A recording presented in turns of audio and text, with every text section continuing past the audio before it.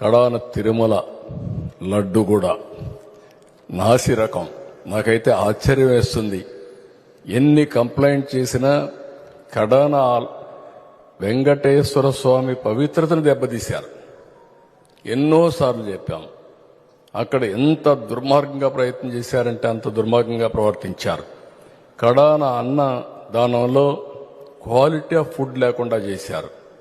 దేవుని దగ్గర పెట్టే ప్రసాదం అపవిత్రం చేసే విధంగా ఓసారి బాధేస్తుంది. నాసి రకమైన ఇంగ్రీడియంట్సే కాకుండా ఎనిమల్ ఫ్యాట్ కూడా వాడారని. ఏది గీకు బదులు ఈరోజు స్వచ్ఛమైన గీ తెమన్నాం, ప్రక్షాళన చేయమన్నాం. నాణ్యత పెరిగింది, ఇంకా కూడా నాణ్యత పెంచుతాం. అల్టిమేట్గా వెంకటేశ్వర స్వామి మన రాష్ట్రంలో ఉండడం మనందరి అదృష్టం. ప్రపంచం అంతా మన దగ్గరికి వచ్చే పరిస్థితికి వచ్చారు.